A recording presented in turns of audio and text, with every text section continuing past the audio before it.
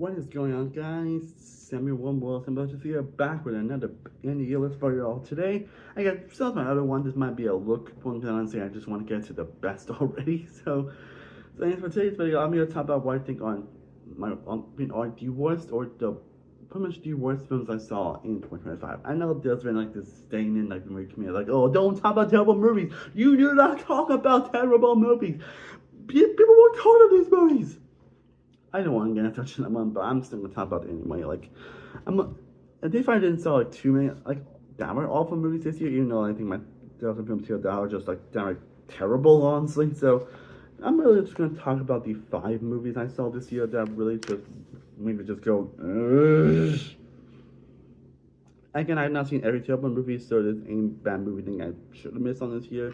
Is there a chance either I didn't think it was that bad, or I just had not seen it?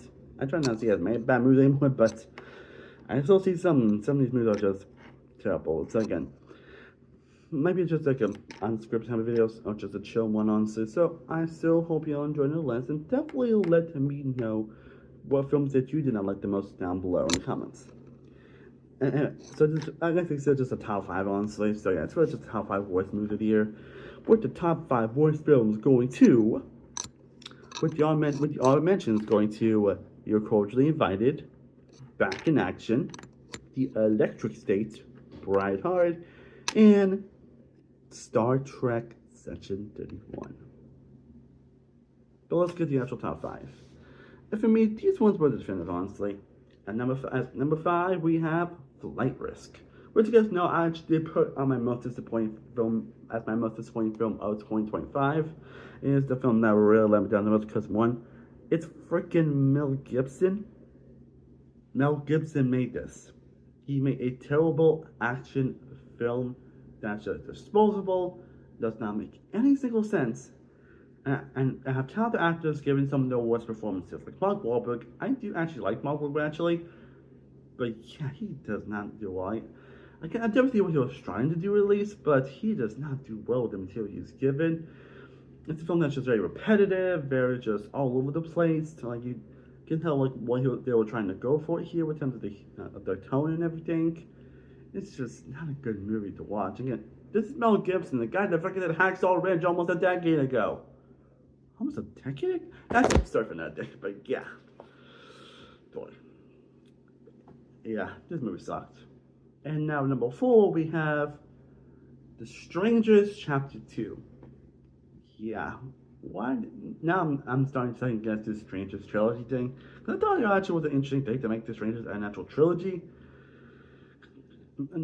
I actually do like the 2008 Strangers movie, even though it does have some of the dumbest decisions made in the horror movie. But I actually do like that original movie, actually. Prey Night, I think, honestly sucks, but kind of a guilty pleasure way, honestly.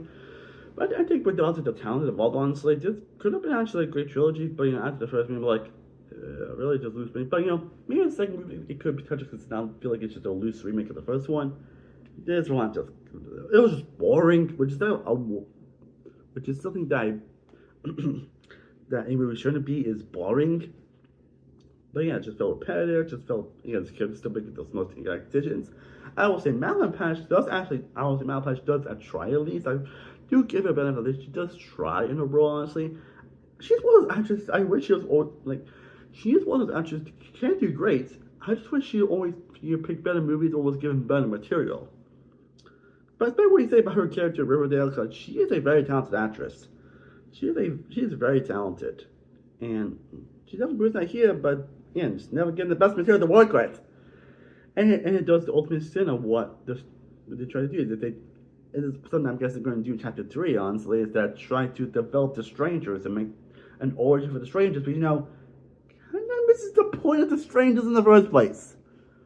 But his film was just boring, uninteresting, has some most unnerving dialogue done in the worst possible way. It was just Mr. Collinson just being boring. That's really all I can say about it. But yeah. And number 3, we got In the Lost Lands, which is the latest film from Uwe Boll, which that alone should let you know why this one's on this list. And it has a lot of his cardinal symptoms. There's his dialogue, his acting, directing, and the action just, I don't think I need to say more of The Lost Lands.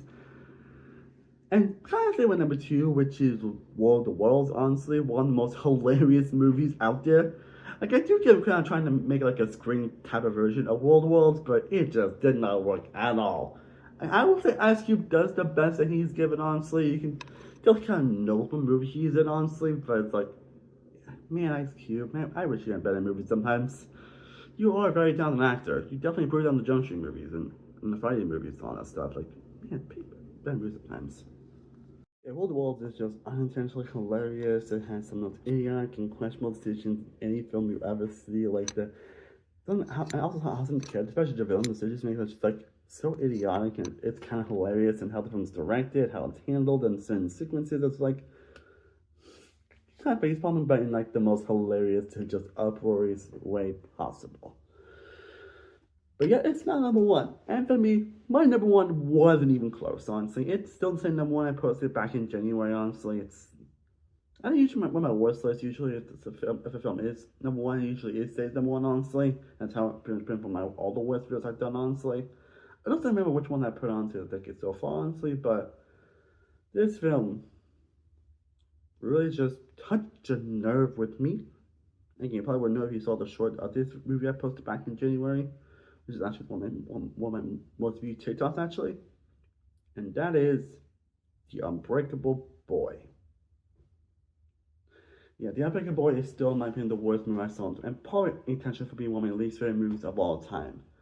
Again, it might be because obviously, I'm autistic, obviously. I'm autistic, I'm on the autism spectrum, and this is another one of those movies that just feel like they just don't know what they want to do with autism. And supposedly it's based off a popular book, honestly, that actually is, I think the book's actually a lot, I'm told the book's actually a lot better than it was for an actual movie. And part of actually the true story involving his son that's also autistic, and I've heard a lot of others about this movie as well that I'd rather not get into, which is that's a story for another day. But yeah, but even when you take into account that the autism aspects just feel like it's just used as an excuse for the father and just use it and you go for the stereotypical autism aspects to it, this movie just kind of sucks even if you take out the autism aspect. I'm pretty sure this movie probably would still be my worst movie 25, even if it was for the autism aspect.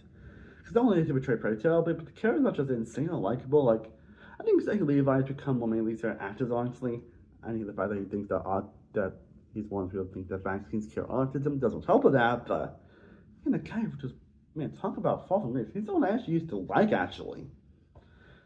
But he was probably one of the most unlikable characters I've ever seen, honestly. Someone who pretty much makes excuses for everything, someone who does this and that wrong and all that stuff. And you get also one of the worst scenes I've seen in a long time, where basically a kid has a meltdown because he didn't have to take his meds, and then they decide to take him to a mental hospital instead of trying to help him calm down. Instead, yet they try to basically use it's one of them basically try to use autism as an excuse for this guy to be better, honestly, or he at least uses the way he can't relate to him and all that stuff.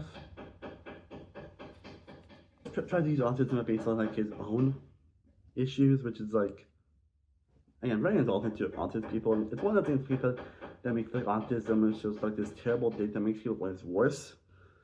But like I said, even without also not bad, the film that's still very unlikable. The film is still boring, and the weird imagining friend aspect was just very questionable. And the film was just boring and just uninteresting. I'm pretty sure this film was a bit worse even it was for autistic, but that aspect really just puts it above, honestly. Again, it's definitely up there along with music earlier this year. Wally Music actually is the worst autistic portrayal, honestly. I don't think you can sing any lower than music, honestly, and all that stuff. The Unbreakable Boy is probably a close second, actually. So yeah, it's without question the worst movie I saw in 2025. And that's my first pick for the worst movies to come out in 2025. Let me know down in the comment section what are the films that you hate the most in 2025. I would love to know down in the comment section. Again, we're going to end off with my best films 2025, so stay tuned for that coming very soon.